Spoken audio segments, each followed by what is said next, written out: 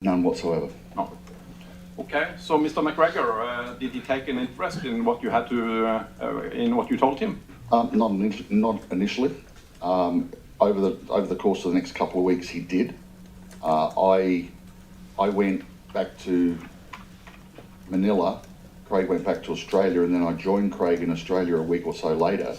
And my intent was to spend 3 or 4 weeks doing some much deeper due diligence around the activities and the situation within the Morgan group of companies. It was during that time, in June, late June 2015, that McGregor contacted me, and said that he wanted to come to Australia and have a look himself. When was this? When are we now? It was June 2015. I mean, McGregor and I, he joined me, and McGregor and I were together for a week or 10 days, and at the end of that period, 29th of June 2015, we signed the heads of terms. Could you briefly tell the court the main elements in these heads of terms or summary of terms? Yes.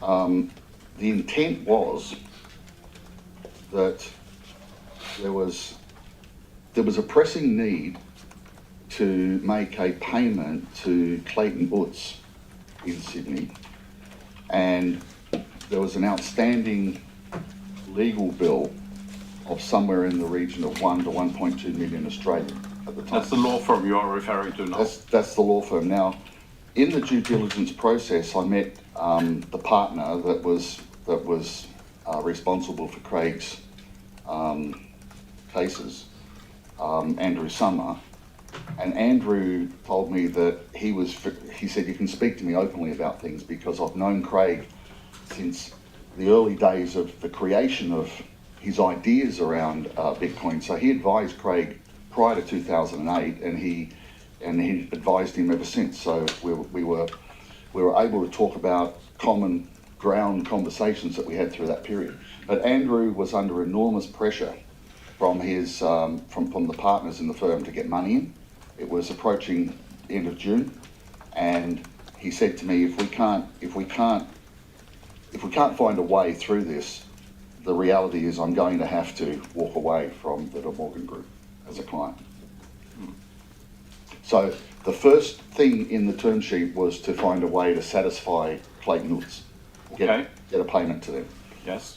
Second thing was to provide a mechanism for setting up a new group of companies offshore, for being able to transfer at arm's length, through arm's length, the intellectual property that existed within the Morgan Group, to be able to continue operating the research activities that were in Australia, and to complement that with additional research activities offshore in the UK, and to be able to take this enormous block of intellectual property, properly evaluate it, working with patent attorneys, and to file patent applications where it was appropriate. So actually, broadly speaking, a transfer of IP rights from the Morgan entities to the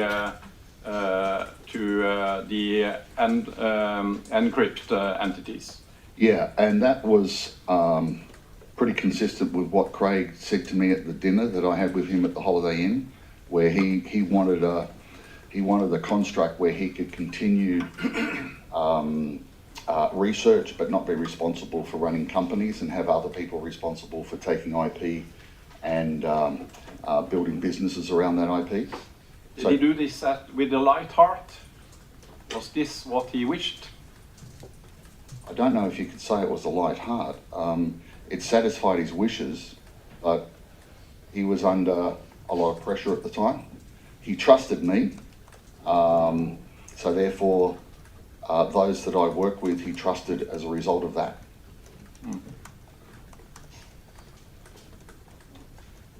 Okay, next element in the summary of terms.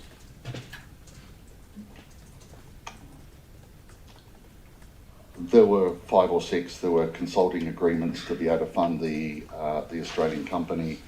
There were, in fact, I should point out there were actually 2 summaries of terms that we dealt with on the same day or overnight on the same day. Why? Remembering that this was done in a very under a lot of pressure to get things done by the 30th of June, and also to be able to satisfy the law firm that we had a deal that they could rely on, that they were going to get paid. So the term sheets, both the term sheets that you might be familiar with, were actually typed on McGregor's laptop in the De Morgan office and printed in the De Morgan office.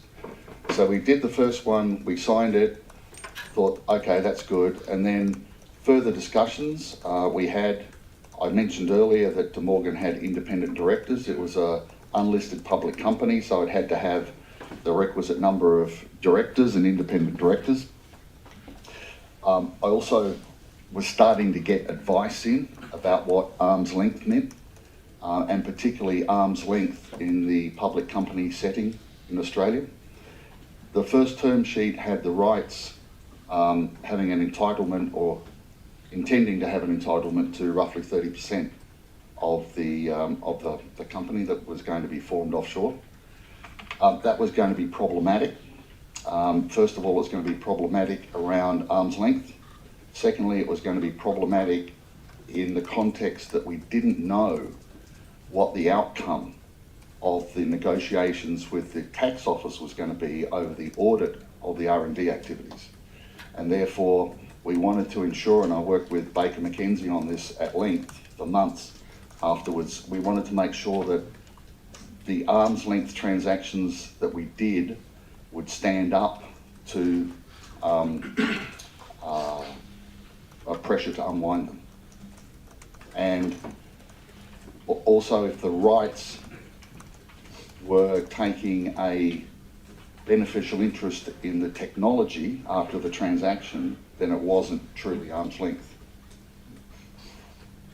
What about Wright to Craig Wright's life story? That was a discussion that came in only briefly at that point in time. It was referenced in the term sheet, but you will note that any agreements or documents around the life story rights were not drafted and executed until the following year.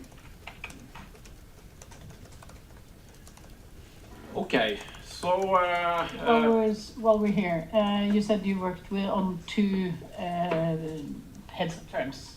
Yes. Why? I don't understand why you kept sort of the first version when you had a second version. Why not just tear it up? Can you explain to me why you needed to have 2 sets of similar documents between similar parties, which does not conclude in the same way? Yeah, I can explain that. That was Baker and McKenzie, or Baker McKenzie. They ultimately drafted the definitive agreements, and it was their advice and recommendation that we attach both to the definitive agreement that related to where they needed to be, and that we reference them by saying this one was superseded by that one, because their advice was, in the future, someone is going to pick up a copy of something somewhere and it's going to be confusing. Did they include any reference as to which would be sort of the prevailing one? Yes, they did. They named them distinctly differently in the agreement, and they attached them, I believe, as different attachment numbers. okay, then moving on. Then you had actually agreed, at least on the main content. You, if I understand you correctly, you worked together with Baker McKenzie to draft the final agreements and so on. What did Craig Wright do? Well, the agreement was that Craig and family would relocate to the UK, and we would facilitate a sponsored visa for him to reside and work in the UK. So almost immediately, the family started making the plans. There were trips to the UK to look at properties. There was a lot of material filed with the various authorities for, applications for visas and so on and so forth. So that activity kicked off in earnest in July, August. Yeah. Why move to England? It was our view that with the technology, the likelihood of being able to build the type of research facility and the human resource capital that we wanted to apply to this, the UK or London was the most beneficial place to do that. Okay, because of new talent. Because of talent, yeah. Okay. Well, we already know that sometime during the what for us at least is the autumn of 2015,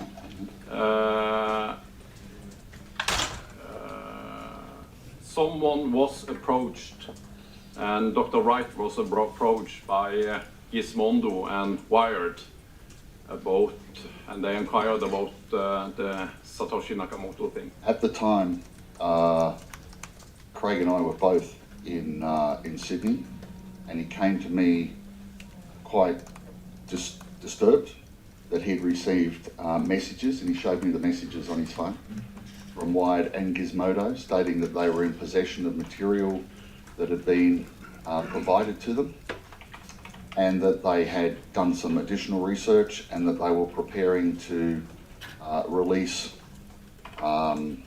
articles, stories, outing him as Satoshi Nakamoto. Was this something that Dr. Wright wished for? No, quite the opposite. He was emphatic that he didn't want this to happen. He was emphatic that this wasn't part of what we had been discussing earlier in the year, and I reassured him we had no connection to that. He wanted advice on how to counter this, how do we stop it?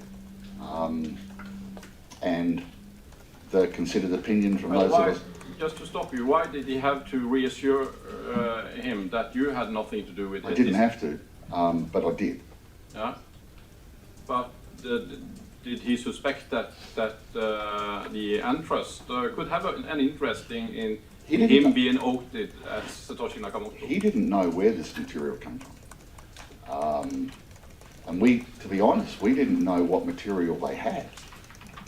It was merely this series of messages that came every day for about a week.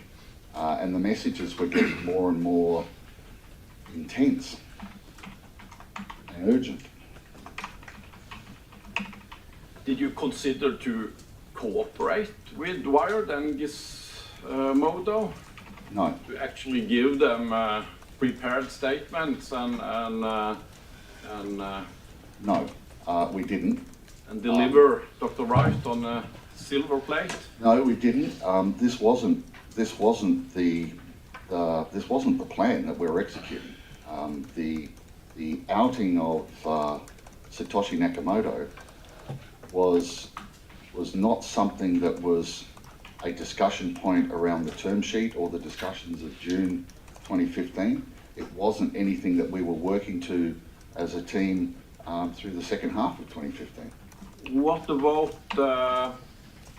a fact that has already been introduced to this court, that a writer, professional writer called Andrew O'Hagan was retained to actually write Craig Wright's life story? Well, initially O'Hagan wasn't retained with the specific purpose of writing Craig Wright's life story. O'Hagan was retained initially, certainly in the discussions that I had, was around documenting the growth of what we know as the N-Chain Group. The intention was that over time, N-Chain would grow into a very significant company and organisation, and its always easier to document things as they occur.